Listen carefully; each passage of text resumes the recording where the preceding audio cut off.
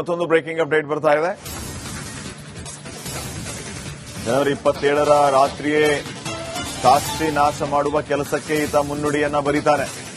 Tiles cut ಮಾಡುವ ಮತ್ತು drilling mission ಕೂಡ ಈತ ಖರೀದಿ ಮಾಡ್ತಾನೆ.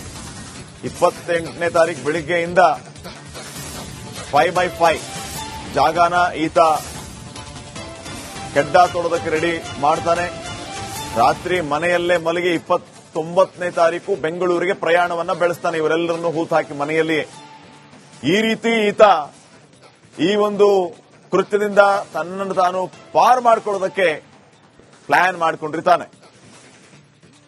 ಅಭಿಷೇಕ್, ಈತನ ಪ್ಲಾನ್ಗಳನ್ನ ನಾವು ಗಮನಿಸ್ತಾ ಇದ್ರೆ ತನ್ನ ಮೊಬೈಲ್ ಅನ್ನ ಊರಲ್ಲೇ ಬಿಡೋದು, ಉಳಿದವರೆಲ್ಲರ ಮೊಬೈಲ್ ಅನ್ನ ತಗೊಂಡ್ಬರೋದು, ಮತ್ತೆ ಈತ ಅಲ್ಲಿ ಊರಲ್ಲಿ ಇವರೆಲ್ಲರ ಹೆಣಗಳನ್ನು ಹೂತಾಕೋದು, ಇದ್ರ ಬಗ್ಗೆ ಏನೆಲ್ಲ ಅಪ್ಡೇಟ್ಗಳು ಸಿಗ್ತಾ ಇದೆ ಮತ್ತೆ? ಸಹಜವಾಗಿ ಅಲ್ಲಿದ್ದಂತಹ 3 ಮೊಬೈಲ್ಗಳನ್ನ ಈತ ಬೆಂಗಳೂರಿಗೆ ತರ್ತಾನೆ. ಬೆಂಗಳೂರಿಗೆ ತಂದು ತನ್ನ ಎವಿಡೆನ್ಸ್ಗೆ ಆಗಿ ಅಂದ್ರೆ ಸಾಕ್ಷಿ ಅಂತ ಹೇಳಲಿಕ್ಕೆ ಅವರ ಮೊಬೈಲ್ ಇಂದ ಅಂದ್ರೆ ಆ 3 ಜನರಲ್ಲಿ ಒಬ್ಬರ ಮೊಬೈಲ್ ನಿಂದ ತನ್ನ ಮೊಬೈಲ್ಗೆ ಫೋಟೋಸ್ ಗಳನ್ನ ರವಾನೆ ಮಾಡುವಂತಹ ಒಂದು ಕೆಲಸಗಳನ್ನು ಕೂಡ ಮಾಡ್ತಾನೆ. ಹೀಗಿದ್ದಾಗ ನಾನು ಇಲ್ಲೇ ಇದ್ದೆ ಅಂದ್ರೆ ನಾನು ಊರಿನಲ್ಲೇ ಇದ್ದೆ, ನನಗೆ ಫೋಟೋಸ್ ಕೂಡ ಕಳಿಸಿದ್ದು ಅಂತ ಹೇಳಿ ತೋರಿಸೋದಕ್ಕೆ ಆಗುತ್ತೆ. ಹೀಗಾಗಿ ಈ ರೀತಿಯಾದಂತಹ ಒಂದು ಪ್ಲಾನ್ ಗಳನ್ನ ಮಾಡ್ತಾನೆ. ನಂತರ ಇಮಿಡಿಯೇಟ್ ಆಗಿ ತಿಲಕ್ ನಗರಕ್ಕೆ ಮತ್ತೆ ಊರಿಗೆ ಹೋಗ್ತಾನೆ. ಅಂದ್ರೆ ಊರಿಗೆ ಹೋಗಿ ತನ್ನ ಮೊಬೈಲ್ ನನ್ನ ತೆಗೆದುಕೊಂಡು ಮತ್ತೆ ತಿಲಕ್ ನಗರ ಪೊಲೀಸ್ ಠಾಣೆ ವ್ಯಾಪ್ತಿಯಲ್ಲಿರುವಂತಹ ಜಯದೇವದಲ್ಲಿ ನಾನು ಹುಡುಕಾಟ ಮಾಡಿದೆ. ಯಾವುದೇ ರೀತಿಯಾದಂತಹ ಅಂದ್ರೆ ಅವರ ಕರೆಗೂ ಕೂಡ ರೆಸ್ಪಾನ್ಸ್ ಮಾಡ್ತಾ ಇಲ್ಲ. ಹೀಗಾಗಿ ನನ್ನ ಕುಟುಂಬ ಮಿಸ್ಸಿಂಗ್ ಆಗಿದೆ ಅಂತ ಹೇಳಿ ತಿಲಕ್ ನಗರ ಪೊಲೀಸ್ ಠಾಣೆಗೆ ಹೋಗ್ತಾನೆ. ಮೊದಲಿಗೆ ಪೊಲೀಸರು ನಂಬಿದ್ರು. ಯಾವಾಗ ಈತನ ಓವರ್ ಆಕ್ಟಿಂಗ್ ಗೊತ್ತಾಯ್ತು, ಸಹಜವಾಗಿ ಅವರಿಗೂ ಕೂಡ ಶಂಕೆ ವ್ಯಕ್ತವಾಗುತ್ತೆ. ನಂತರ ಇರ್ಲಿ ಅಂತ ಹೇಳಿ ಜಯದೇವ ಆಸ್ಪತ್ರೆಗೆ ಹೋಗಿ ಅಲ್ಲಿ ಸಿಸಿಟಿವಿಗಳನ್ನ ಪರಿಶೀಲನೆ ನಡೆಸುವಂತದ್ದು, ಲಾಗ್ ಬುಕ್ ಗಳನ್ನ ನೋಡುವಂತದ್ದು. ಅಂದ್ರೆ ಯಾವ್ದಾದ್ರು ಅಡ್ಮಿಟ್ ಆಗಿದಾರ, ಹೃದಯ ಸಂಬಂಧಿ ಕಾಯಿಲೆಗೆ ಒಳಪಡಿದಂತಹ ವ್ಯಕ್ತಿ ಅಂತಹ ದಿನಾಂಕದಲ್ಲಿ ಅಂದ್ರೆ ಅಕ್ಷಯ್ ಯಾವ ದಿನಾಂಕ ಹೇಳಿದಾನೆ ಆ ದಿನಾಂಕದಲ್ಲಿ ಯಾರ್ಯಾರು ಅಡ್ಮಿಟ್ ಆಗಿದ್ದಾರೆ ಅದೆಲ್ಲದರ ಡೀಟೇಲ್ಸ್ ಗಳನ್ನ ಕಲೆ ಹಾಕ್ತಾರೆ. ಆದ್ರೆ ಯಾವುದೂ ಕೂಡ ಅದರಲ್ಲಿ ಎಂಟ್ರಿ ಆಗೋದಿಲ್ಲ. ಮತ್ತೆ ಬಹುಮುಖ್ಯವಾಗಿ ಸಿಸಿಟಿವಿಗಳಲ್ಲಿ ಎಂಟ್ರಿ ಆಗೋದಿಲ್ಲ. ಹೀಗಾಗಿ ಸಹಜವಾಗಿ ಈತನ ಮೇಲೆ ಅನುಮಾನ ಬರುತ್ತೆ. ಅನುಮಾನ ಬಂದ ಬಳಿಕ ಇವನಿಗೆ ಇಮಿಡಿಯೇಟ್ ಆಗಿ ತನ್ನ ಒಂದು ಕಸ್ಟಡಿಗೆ ತೆಗೆದುಕೊಂಡು ಸ್ವಲ್ಪ ಮಟ್ಟಿಗೆ ಬಿಸಿ ಮುಟ್ಟಿಸಿದಂತಹ ಸಂದರ್ಭದಲ್ಲಿ ಇಡೀ ಒಂದು ಪ್ರಹಸನ ಏನಿದೆ ಹೊರಗಡೆ ಬರ್ತಾನೆ. ಅಂದ್ರೆ ಹಂತ ಹಂತವಾಗಿ ಏನೇನಾಯ್ತು ಅನ್ನುವಂತಹ ವಿಚಾರಗಳನ್ನು ಈತ ಹೇಳ್ತಾ ಹೋಗ್ತಾನೆ. ಹೀಗಾಗಿ ನಿರಂತರವಾಗಿ ಈತನ ಎನ್ಕ್ವೈರಿ ಮಾಡಿದಂತಹ ಸಂದರ್ಭದಲ್ಲಿ ಮನೆಯಲ್ಲಿಯೇ ತನ್ನ ಕುಟುಂಬದವರನ್ನ ಶವ ಹೂತ ಹಾಕಿರೋದು ಬೆಳಕಿಗೆ ಬರುತ್ತೆ. ಅದರಲ್ಲಿ ಕೂಡ ಗರ್ಭಿಣಿ ಆಗಿರುವಂತಹ ಕಾರಣದಿಂದಾಗಿ ಆಕೆಯ ಮತ್ತೊಂದು ಕೇಸ್ ದಾಖಲಾಗುವಂತಹ ಸಾಧ್ಯತೆ ಅಂದ್ರೆ ಪೋಕ್ಸೋ ಕೇಸ್ ದಾಖಲಾಗುವಂತಹ ಸಾಧ್ಯತೆಗಳು ಕೂಡ ಮುಂದಿನ ದಿನಗಳಲ್ಲಿದೆ. ಹೀಗಾಗಿ ಆ ಮಹಿಳೆಯನ್ನ ಅಂದ್ರೆ ಆಕೆ ಗರ್ಭಿಣಿಯ ಇಲ್ವಾ ಅನ್ನುವಂತಹ ನಿಟ್ಟಿನಲ್ಲಿ ಪರೀಕ್ಷೆಯನ್ನ ಈಗಾಗಲೇ ಮಾಡಿಸೋದಕ್ಕೆ ಕಳಿಸಲಾಗಿದೆ. ಅಂದ್ರೆ ಆಕೆ ಶವದಲ್ಲಿ ಸ್ಯಾಂಪಲ್ಸ್ ಗಳನ್ನ ತೆಗೆದುಕೊಂಡು ಈಗ ಸದ್ಯದ ಮಟ್ಟಿಗೆ ಈ 3 ಕೊಲೆಗೆ ಸಂಬಂಧಿಸಿದಂತೆ ಆತ ಸಾಕಷ್ಟು ಒಂದು ವರ್ಕ್ ಮಾಡಿದ್ದ ಹಲವು ವೆಬ್ ಸೀರೀಸ್ ಗಳನ್ನು ನೋಡಿ ಈ ರೀತಿಯಾದಂತಹ ಒಂದು ಕೃತ್ಯವನ್ನ ಎಸಗಿರುವಂತದ್ದು. ಶ್ರೀಪಾದ್, ಥ್ಯಾಂಕ್ ಯು ಅಭಿಷೇಕ್ ಮಾಹಿತಿಗಾಗಿ. ಬೀದರ್ನ ಮೊಳಕೇರ ಗ್ರಾಮದಲ್ಲಿ ನಡೆದಂತಹ ಭೀಕರ ಬ್ಲಾಸ್ಟ್ನ ವಿಚಾರಕ್ಕೆ ಸಂಬಂಧಪಟ್ಟಂತೆ ಸ್ವತಃ ಸಚಿವರೇ ಇವತ್ತು ಸ್ಥಳಕ್ಕೆ ಭೇಟಿಯನ್ನ ನೀಡಿರುವಂತದ್ದು ಮತ್ತೊಂದು ಬ್ರೇಕಿಂಗ್ ಅಪ್ಡೇಟ್ ಬರ್ತಾ ಇದೆ. ಜನವರಿ 27ರ ರಾತ್ರಿಯೇ ಸಾಕ್ಷಿ ನಾಶ ಮಾಡುವ ಕೆಲಸಕ್ಕೆ ಈತ ಮುನ್ನುಡಿಯನ್ನ ಬರೀತಾನೆ. ಟೈಲ್ಸ್ ಕಟ್ ಮಾಡುವ ಮತ್ತು ಡ್ರಿಲ್ಲಿಂಗ್ ಮಿಷನ್ ಕೂಡ ಈತ ಖರೀದಿ ಮಾಡ್ತಾನೆ. 28ನೇ ತಾರೀಕು ಬೆಳಿಗ್ಗೆಯಿಂದ 5x5 ಜಾಗನ ಈತ ಕೆಡ್ಡ ತೋಡೋದಕ್ಕೆ ರೆಡಿ ಮಾಡ್ತಾನೆ. ರಾತ್ರಿ ಮನೆಯಲ್ಲೇ ಮಲಗಿ 29ನೇ ತಾರೀಕು ಬೆಂಗಳೂರಿಗೆ ಪ್ರಯಾಣವನ್ನ ಬೆಳೆಸ್ತಾನೆ. ಇವರೆಲ್ಲರನ್ನು ಹೂತಾಕಿ ಮನೆಯಲ್ಲಿ ಈ ರೀತಿ ಈತ ಈ ಒಂದು ಕೃತ್ಯದಿಂದ ತನ್ನನ್ನು ತಾನು ಪಾರ್ ಮಾಡಿಕೊಳ್ಳೋದಕ್ಕೆ ಪ್ಲಾನ್ ಮಾಡಿಕೊಂಡಿರ್ತಾನೆ. ಅಭಿಷೇಕ್, ಈತನ ಪ್ಲಾನ್ಗಳನ್ನ ನಾವು ಗಮನಿಸ್ತಾ ಇದ್ರೆ ತನ್ನ ಮೊಬೈಲ್ ಅನ್ನ ಊರಲ್ಲೇ ಬಿಡೋದು, ಉಳಿದವರೆಲ್ಲರ ಮೊಬೈಲ್ ಅನ್ನ ತಗೊಂಡ್ಬರೋದು, ಮತ್ತೆ ಈತ ಅಲ್ಲಿ ಊರಲ್ಲಿ ಇವರೆಲ್ಲರ ಹೆಣಗಳನ್ನು ಹೂತಾಕೋದು, ಇದ್ರ ಬಗ್ಗೆ ಏನೆಲ್ಲ ಅಪ್ಡೇಟ್ಗಳು ಸಿಗ್ತಾ ಇದೆ ಮತ್ತೆ? ಸಹಜವಾಗಿ ಅಲ್ಲಿದ್ದಂತಹ 3 ಮೊಬೈಲ್ಗಳನ್ನ ಈತ ಬೆಂಗಳೂರಿಗೆ ತರ್ತಾನೆ. ಬೆಂಗಳೂರಿಗೆ ತಂದು ತನ್ನ ಎವಿಡೆನ್ಸ್ಗೆ ಆಗಿ ಅಂದ್ರೆ ಸಾಕ್ಷಿ ಅಂತ ಹೇಳಲಿಕ್ಕೆ ಅವರ ಮೊಬೈಲ್ ಇಂದ ಅಂದ್ರೆ ಆ 3 ಜನರಲ್ಲಿ ಒಬ್ಬರ ಮೊಬೈಲ್ ನಿಂದ ತನ್ನ ಮೊಬೈಲ್ಗೆ ಫೋಟೋಸ್ ಗಳನ್ನ ರವಾನೆ ಮಾಡುವಂತಹ ಒಂದು ಕೆಲಸಗಳನ್ನು ಕೂಡ ಮಾಡ್ತಾನೆ. ಹೀಗಿದ್ದಾಗ ನಾನು ಇಲ್ಲೇ ಇದ್ದೆ ಅಂದ್ರೆ ನಾನು ಊರಿನಲ್ಲೇ ಇದ್ದೆ, ನನಗೆ ಫೋಟೋಸ್ ಕೂಡ ಕಳಿಸಿದ್ದು ಅಂತ ಹೇಳಿ ತೋರಿಸೋದಕ್ಕೆ ಆಗುತ್ತೆ. ಹೀಗಾಗಿ ಈ ರೀತಿಯಾದಂತಹ ಒಂದು ಪ್ಲಾನ್ ಗಳನ್ನ ಮಾಡ್ತಾನೆ. ನಂತರ ಇಮಿಡಿಯೇಟ್ ಆಗಿ ತಿಲಕ್ ನಗರಕ್ಕೆ ಮತ್ತೆ ಊರಿಗೆ ಹೋಗ್ತಾನೆ. ಅಂದ್ರೆ ಊರಿಗೆ ಹೋಗಿ ತನ್ನ ಮೊಬೈಲ್ ನನ್ನ ತೆಗೆದುಕೊಂಡು ಮತ್ತೆ ತಿಲಕ್ ನಗರ ಪೊಲೀಸ್ ಠಾಣೆ ವ್ಯಾಪ್ತಿಯಲ್ಲಿರುವಂತಹ ಜಯದೇವದಲ್ಲಿ ನಾನು ಹುಡುಕಾಟ ಮಾಡಿದೆ. ಯಾವುದೇ ರೀತಿಯಾದಂತಹ ಅಂದ್ರೆ ಅವರ ಕರೆಗೂ ಕೂಡ ರೆಸ್ಪಾನ್ಸ್ ಮಾಡ್ತಾ ಇಲ್ಲ. ಹೀಗಾಗಿ ನನ್ನ ಕುಟುಂಬ ಮಿಸ್ಸಿಂಗ್ ಆಗಿದೆ ಅಂತ ಹೇಳಿ ತಿಲಕ್ ನಗರ ಪೊಲೀಸ್ ಠಾಣೆಗೆ ಹೋಗ್ತಾನೆ.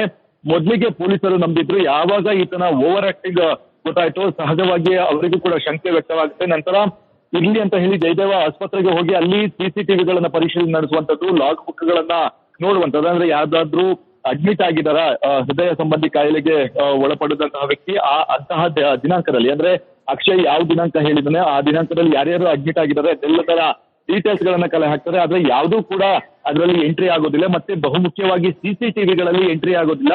ಹೀಗಾಗಿ ಸಹಜವಾಗಿ ಈತನ ಮೇಲೆ ಅನುಮಾನ ಬರುತ್ತೆ. ಅನುಮಾನ ಬಂದ ಬಳಿಕ ಇವನಿಗೆ ಇಮಿಡಿಯೇಟ್ ಆಗಿ ತನ್ನ ಒಂದು ಕಸ್ಟಡಿಗೆ ತೆಗೆದುಕೊಂಡು ಸ್ವಲ್ಪ ಮಟ್ಟಿಗೆ ಬಿಸಿ ಮುಟ್ಟಿಸಿದಂತಹ ಸಂದರ್ಭದಲ್ಲಿ ಇಡೀ ಒಂದು ಪ್ರಹಸನ ಏನಿದೆ ಹೊರಗಡೆ ಬರ್ತಾನೆ. ಅಂದ್ರೆ ಹಂತ ಹಂತವಾಗಿ ಏನೇನಾಯ್ತು ಅನ್ನುವಂತಹ ವಿಚಾರಗಳನ್ನು ಈತ ಹೇಳ್ತಾ ಹೋಗ್ತಾನೆ.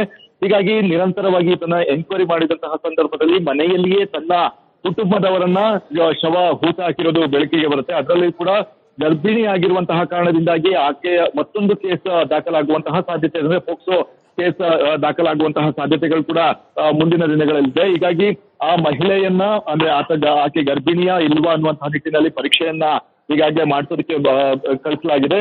ಅಂದ್ರೆ ಆಕೆ ಶವದಲ್ಲಿ ಸ್ಯಾಂಪಲ್ಸ್ ಗಳನ್ನು ತೆಗೆದುಕೊಂಡು ಈಗ ಸದ್ಯದ ಮಟ್ಟಿಗೆ ಈ 3 ಕೊಲೆಗೆ ಸಂಬಂಧಿಸಿದಂತೆ ಆತ ಸಾಕಷ್ಟು ಒಂದು ವರ್ಕ್ ಮಾಡಿದ್ದ, ಹಲವು ವೆಬ್ ಸೀರೀಸ್ ಗಳನ್ನು ನೋಡಿ ಈ ರೀತಿಯಾದಂತಹ ಒಂದು ಕೃತ್ಯವನ್ನ ಎಸಗಿರುವಂತದ್ದು. ಶ್ರೀಪಾದ್, ಥ್ಯಾಂಕ್ ಯು ಅಭಿಷೇಕ್ ಮಾಹಿತಿಗಾಗಿ. ಬೀದರ್ನ ಮೊಳಕೇರ ಗ್ರಾಮದಲ್ಲಿ ನಡೆದಂತಹ ಭೀಕರ ಬ್ಲಾಸ್ಟ್ನ ವಿಚಾರಕ್ಕೆ ಸಂಬಂಧಪಟ್ಟಂತೆ ಸ್ವತಃ ಸಚಿವರೇ ಇವತ್ತು ಸ್ಥಳಕ್ಕೆ ಭೇಟಿಯನ್ನ ನೀಡಿರುವಂತದ್ದು ಮತ್ತೊಂದು ಬ್ರೇಕಿಂಗ್ ಅಪ್ಡೇಟ್ ಬರ್ತಾ ಇದೆ. ಜನವರಿ 27ರ ರಾತ್ರಿಯೇ ಸಾಕ್ಷಿ ನಾಶ ಮಾಡುವ ಕೆಲಸಕ್ಕೆ ಈತ ಮುನ್ನುಡಿಯನ್ನ ಬರೀತಾನೆ. ಟೈಲ್ಸ್ ಕಟ್ ಮಾಡುವ ಮತ್ತು ಡ್ರಿಲ್ಲಿಂಗ್ ಮಿಷನ್ ಕೂಡ ಈತ ಖರೀದಿ ಮಾಡ್ತಾನೆ. 28ನೇ ತಾರೀಕು ಬೆಳಿಗ್ಗೆಯಿಂದ 5x5 ಜಾಗನ ಈತ ಕೆಡ್ಡ ತೋಡೋದಕ್ಕೆ ರೆಡಿ ಮಾಡ್ತಾನೆ. ರಾತ್ರಿ ಮನೆಯಲ್ಲೇ ಮಲಗಿ 29ನೇ ತಾರೀಕು ಬೆಂಗಳೂರಿಗೆ ಪ್ರಯಾಣವನ್ನ ಬೆಳೆಸ್ತಾನೆ. ಇವರೆಲ್ಲರನ್ನು ಹೂತಾಕಿ ಮನೆಯಲ್ಲಿ ಈ ರೀತಿ ಈತ ಈ ಒಂದು ಕೃತ್ಯದಿಂದ ತನ್ನನ್ನು ತಾನು ಪಾರು ಮಾಡಿಕೊಳ್ಳೋದಕ್ಕೆ ಪ್ಲಾನ್ ಮಾಡಿಕೊಂಡಿರ್ತಾನೆ.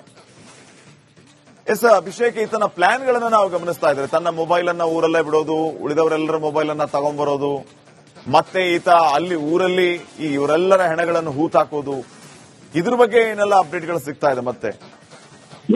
ಸಹಜವಾಗಿ ಅಲ್ಲಿದ್ದಂತಹ 3 ಮೊಬೈಲ್ಗಳನ್ನ ಈತ ಬೆಂಗಳೂರಿಗೆ ತರ್ತಾನೆ. ಬೆಂಗಳೂರಿಗೆ ತಂದು ತನ್ನ ಎವಿಡೆನ್ಸ್ಗೆ ಆಗಿ, ಅಂದ್ರೆ ಸಾಕ್ಷಿ ಅಂತ ಹೇಳಲಿಕ್ಕೆ ಅವರ ಮೊಬೈಲ್ ಇಂದ, ಅಂದ್ರೆ ಆ 3 ಜನರಲ್ಲಿ ಒಬ್ಬರ ಮೊಬೈಲ್ ನಿಂದ ತನ್ನ ಮೊಬೈಲ್ಗೆ ಫೋಟೋಸ್ ಗಳನ್ನ ರವಾನೆ ಮಾಡುವಂತಹ ಒಂದು ಕೆಲಸವನ್ನು ಕೂಡ ಮಾಡ್ತಾನೆ. ಹೀಗಿದ್ದಾಗ ನಾನು ಇಲ್ಲೇ ಇದ್ದೆ, ಅಂದ್ರೆ ನಾನು ಊರಿನಲ್ಲೇ ಇದ್ದೆ, ನನಗೆ ಫೋಟೋಸ್ ಕೂಡ ಕಳಿಸಿದ್ದು ಅಂತ ಹೇಳಿ ತೋರಿಸೋದಕ್ಕೆ ಆಗುತ್ತೆ. ಹೀಗಾಗಿ ಈ ರೀತಿಯಾದಂತಹ ಒಂದು ಪ್ಲಾನ್ ಗಳನ್ನ ಮಾಡ್ತಾನೆ. ನಂತರ ಇಮಿಡಿಯೇಟ್ ಆಗಿ ತಿಲಕ್ ನಗರಕ್ಕೆ ಮತ್ತೆ ಊರಿಗೆ ಹೋಗ್ತಾನೆ. ಅಂದ್ರೆ ಊರಿಗೆ ಹೋಗಿ ತನ್ನ ಮೊಬೈಲ್ ನನ್ನ ತೆಗೆದುಕೊಂಡು ಮತ್ತೆ ತಿಲಕ್ ನಗರ ಪೊಲೀಸ್ ಠಾಣೆ ವ್ಯಾಪ್ತಿಯಲ್ಲಿರುವಂತಹ ಜಯದೇವದಲ್ಲಿ ನಾನು ಹುಡುಕಾಟ ಮಾಡಿದೆ. ಯಾವುದೇ ರೀತಿಯಾದಂತಹ, ಅಂದ್ರೆ ಅವರ ಕರೆಗೂ ಕೂಡ ರೆಸ್ಪಾನ್ಸ್ ಮಾಡ್ತಾ ಇಲ್ಲ. ಹೀಗಾಗಿ ನನ್ನ ಕುಟುಂಬ ಮಿಸ್ಸಿಂಗ್ ಆಗಿದೆ ಅಂತ ಹೇಳಿ ತಿಲಕ್ ನಗರ ಪೊಲೀಸ್ ಠಾಣೆಗೆ ಹೋಗ್ತಾನೆ. ಮೊದಲಿಗೆ ಪೊಲೀಸರು ನಂಬಿದ್ರು. ಯಾವಾಗ ಈತನ ಓವರ್ ಆಕ್ಟಿಂಗ್ ಗೊತ್ತಾಯ್ತು, ಸಹಜವಾಗಿ ಅವರಿಗೂ ಕೂಡ ಶಂಕೆ ವ್ಯಕ್ತವಾಗುತ್ತೆ. ನಂತರ ಇರ್ಲಿ ಅಂತ ಹೇಳಿ ಜಯದೇವ ಆಸ್ಪತ್ರೆಗೆ ಹೋಗಿ ಅಲ್ಲಿ ಸಿಸಿಟಿವಿಗಳನ್ನ ಪರಿಶೀಲನೆ ನಡೆಸುವಂತದ್ದು, ಲಾಗ್ ಬುಕ್ ಗಳನ್ನ ನೋಡುವಂತದ್ದು. ಅಂದ್ರೆ ಯಾವ್ದಾದ್ರು ಅಡ್ಮಿಟ್ ಆಗಿದಾರ, ಹೃದಯ ಸಂಬಂಧಿ ಕಾಯಿಲೆಗೆ ಒಳಪಡಿದಂತಹ ವ್ಯಕ್ತಿ ಅಂತಹ ದಿನಾಂಕದಲ್ಲಿ, ಅಂದ್ರೆ ಅಕ್ಷಯ್ ಯಾವ ದಿನಾಂಕ ಹೇಳಿದಾನೆ ಆ ದಿನಾಂಕದಲ್ಲಿ ಯಾರ್ಯಾರು ಅಡ್ಮಿಟ್ ಆಗಿದ್ದಾರೆ ಅದೆಲ್ಲದರ ಡೀಟೇಲ್ಸ್ ಗಳನ್ನ ಕಲೆ ಹಾಕ್ತಾರೆ. ಆದ್ರೆ ಯಾವುದೂ ಕೂಡ ಅದರಲ್ಲಿ ಎಂಟ್ರಿ ಆಗೋದಿಲ್ಲ, ಮತ್ತೆ ಬಹುಮುಖ್ಯವಾಗಿ ಸಿಸಿಟಿವಿಗಳಲ್ಲಿ ಎಂಟ್ರಿ ಆಗೋದಿಲ್ಲ.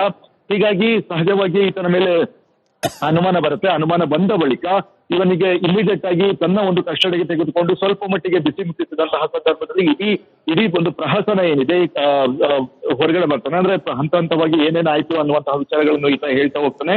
ಹೀಗಾಗಿ ನಿರಂತರವಾಗಿ ಈತನ ಎನ್ಕ್ವೈರಿ ಮಾಡಿದಂತಹ ಸಂದರ್ಭದಲ್ಲಿ ಮನೆಯಲ್ಲಿಯೇ ತನ್ನ ಕುಟುಂಬದವರನ್ನ ಶವ ಹೂತ ಹಾಕಿರೋದು ಬೆಳಕಿಗೆ ಬರುತ್ತೆ. ಅದರಲ್ಲಿ ಕೂಡ ಗರ್ಭಿಣಿ ಆಗಿರುವಂತಹ ಕಾರಣದಿಂದಾಗಿ ಆಕೆಯ ಮತ್ತೊಂದು ಕೇಸ್ ದಾಖಲಾಗುವಂತಹ ಸಾಧ್ಯತೆ, ಅಂದ್ರೆ ಪೋಕ್ಸೋ ಕೇಸ್ ದಾಖಲಾಗುವಂತಹ ಸಾಧ್ಯತೆಗಳು ಕೂಡ ಮುಂದಿನ ದಿನಗಳಲ್ಲಿದೆ. ಹೀಗಾಗಿ ಆ ಮಹಿಳೆಯನ್ನ, ಅಂದ್ರೆ ಆಕೆ ಗರ್ಭಿಣಿಯ ಇಲ್ವಾ ಅನ್ನುವಂತಹ ನಿಟ್ಟಿನಲ್ಲಿ ಪರೀಕ್ಷೆಯನ್ನ ಈಗಾಗಲೇ ಮಾಡಿಸೋದಕ್ಕೆ ಕಳಿಸಲಾಗಿದೆ. ಅಂದ್ರೆ ಆಕೆ ಶವದಲ್ಲಿ ಸ್ಯಾಂಪಲ್ಸ್ ಗಳನ್ನು ತೆಗೆದುಕೊಂಡು ಈಗ ಸದ್ಯದ ಮಟ್ಟಿಗೆ ಈ 3 ಕೊಲೆಗೆ ಸಂಬಂಧಿಸಿದಂತೆ ಆತ ಸಾಕಷ್ಟು ಒಂದು ವರ್ಕ್ ಮಾಡಿದ್ದ, ಹಲವು ವೆಬ್ ಸೀರೀಸ್ ಗಳನ್ನು ನೋಡಿ ಈ ರೀತಿಯಾದಂತಹ ಒಂದು ಕೃತ್ಯವನ್ನ ಎಸಗಿರುವಂತದ್ದು. ಶ್ರೀಪಾದ್, ಥ್ಯಾಂಕ್ ಯು ಅಭಿಷೇಕ್ ಮಾಹಿತಿಗಾಗಿ. ಬೀದರ್ನ ಮೊಳಕೇರ ಗ್ರಾಮದಲ್ಲಿ ನಡೆದಂತಹ ಭೀಕರ ಬ್ಲಾಸ್ಟ್ನ ವಿಚಾರಕ್ಕೆ ಸಂಬಂಧಪಟ್ಟಂತೆ ಸ್ವತಃ ಸಚಿವರೇ ಇವತ್ತು ಸ್ಥಳಕ್ಕೆ ಭೇಟಿಯನ್ನ